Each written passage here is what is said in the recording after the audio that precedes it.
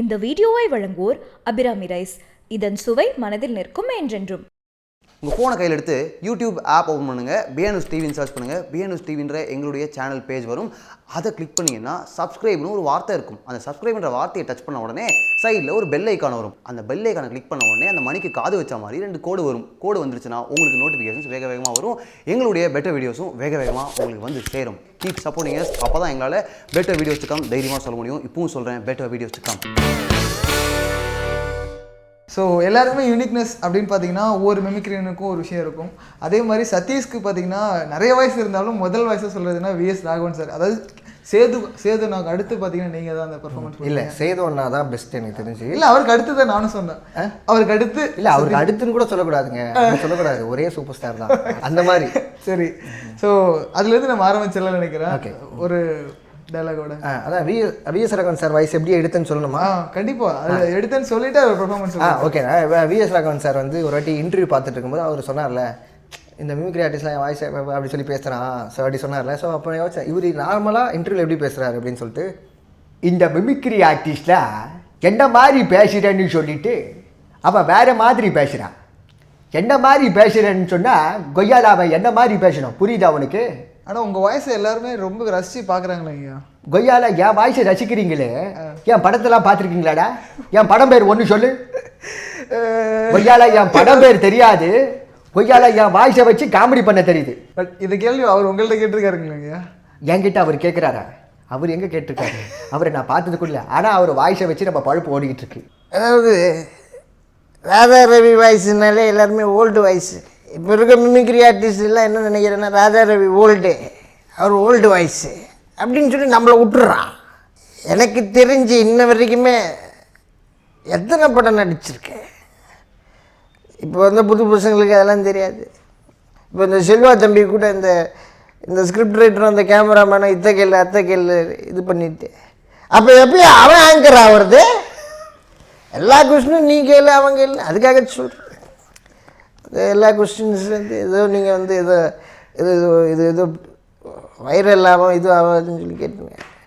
ஏதோ மனசுக்கு தோணுதை நீ கேட்டுருக்க, அதுக்காக சொல்கிறேன். பொதுவாக வந்து எனக்கு வந்து வாழ வைக்க தான் தவிர வாழ்த்து தெரியாது, அதுக்காக சொல்கிறேன்.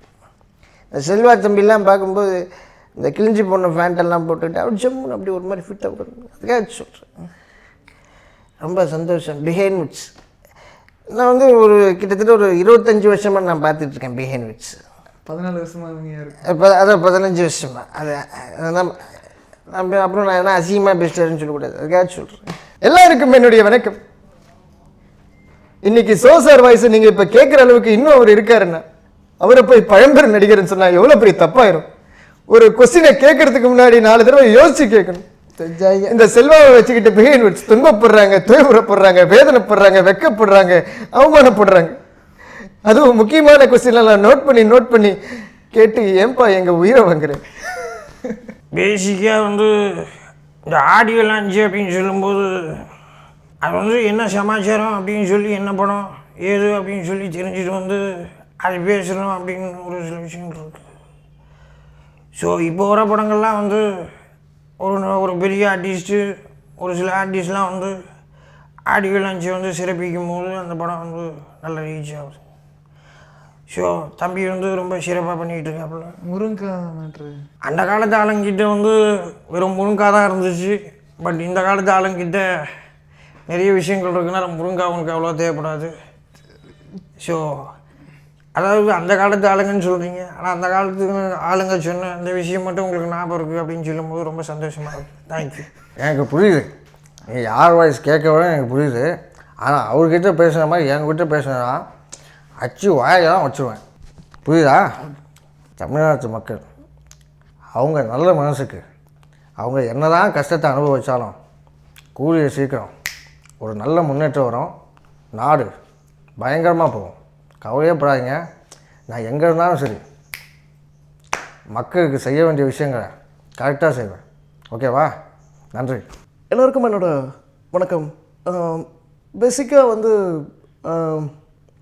என்னோடய மியூசிக்ஸ் எல்லாமே வந்து நிறைய பேர் என்கிட்ட ஷேர் பண்ணுற ஒரு சில விஷயங்கள் நான் சொல்கிறேன்.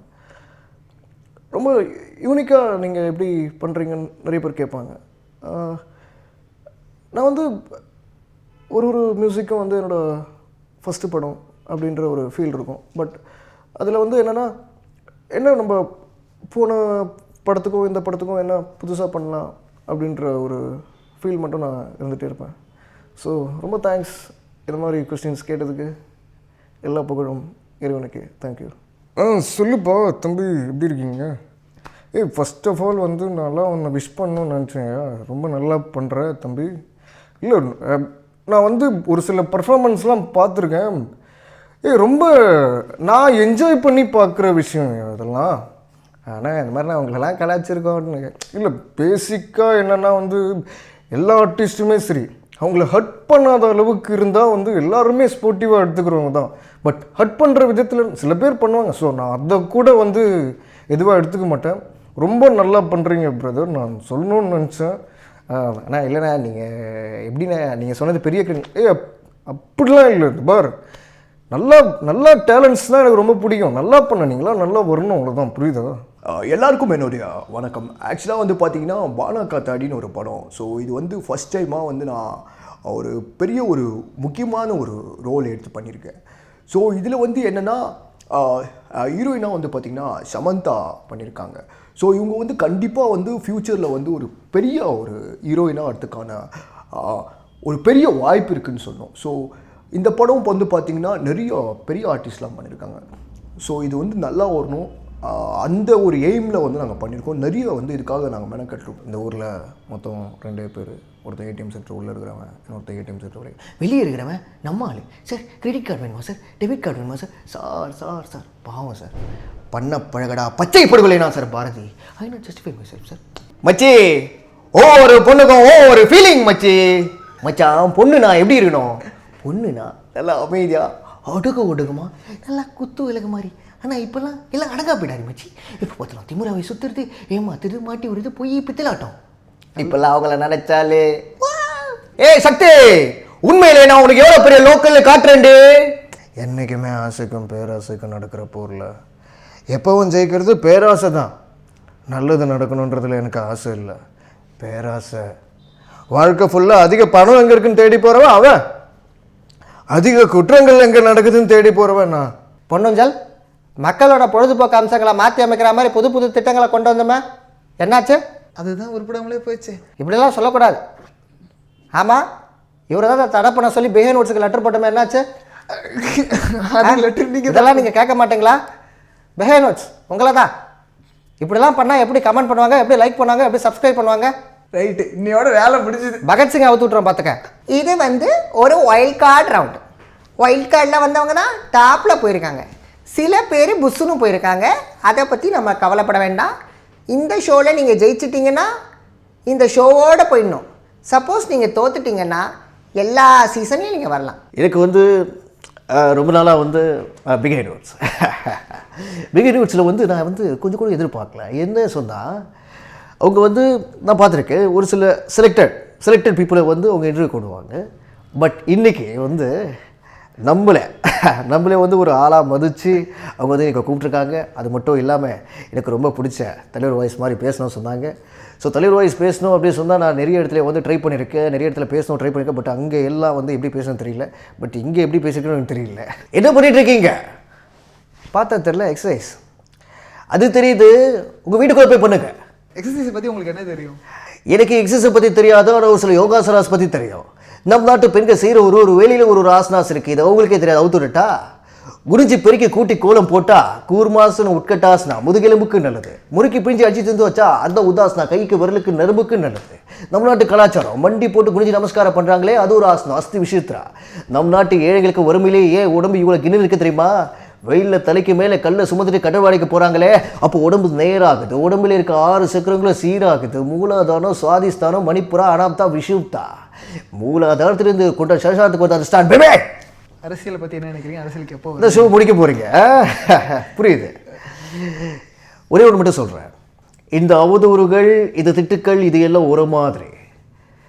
நான் பாட்டு சிவனேன்னு சின்சியராக என் வேலையை பார்த்துட்ருக்கேன். என்னை எதுக்காதீங்க, இந்த உம்புக்கு இழுக்காதீங்க. ஏன்னா எதை எப்படி செய்யணுன்ற அனுபவம் இருக்குது, அதை செஞ்சு அவனும் சொல்லி கடவுள் கொடுத்த ஆயுளும் இருக்கு. ஸோ இனிமேதான் இருக்கு மகிழ்ச்சி. தேங்க்யூ. ஸோ இவ்வளோ நேரம் இவ்வளோ வாய்ஸ் பேசி இந்த ஷோவை ரொம்ப என்டர்டைனாக கொண்டு போனதுக்கு, ப்ளஸ் அடிஷ்னலாக வந்து ரொம்ப உங்களோட பர்சனல் லைஃப், அதாவது ஒரு மிமிக்ரினா இவ்வளோ கஷ்டப்படுகின்ற விஷயத்தை ஷேர் பண்ணிட்டீங்க. Thank you brother, thank you so much. அதாவது எல்லாருக்கும் என்னுடைய வணக்கம். அதாவது நான் உங்கள் பவர் ஸ்டார் பேசுகிறேன். எதுக்கு இதை சொன்னேன்னா, ஒரு சில பேருக்கு இது என்ன வயசுன்னு தெரியாது, அதுக்காக சொன்னேன். அதாவது என்ன உயிரிலும் மேலான கோடானக்கூடிய ரசிகர்களே, தயவு செஞ்சு அதை என்ன பண்ணணும் தம்பி, லைக் பண்ணணும். அதை லைக் பண்ணணுமா, ஏதோ லைக் பண்ணணும்னு சொல்கிற தம்பி, கமெண்ட் பண்ணுங்க, ஏதோ கமெண்ட் பண்ணணுமா தம்பி, அதுக்கப்புறம் தம்பி சேனலை மறக்காமல் சப்ஸ்கிரைப் பண்ணு, மறக்காம அதை சப்ஸ்கிரைப் பண்ணு தம்பி, புரியுதா? வணக்கம் தம்பி.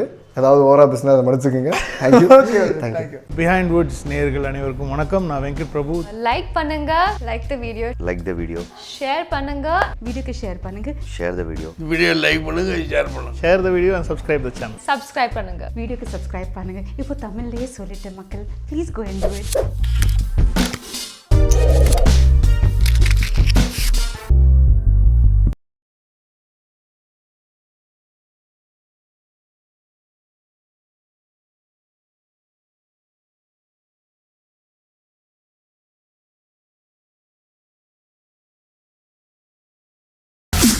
இந்த வீடியோவை வழங்கியோர் அபிராமி ரைஸ்.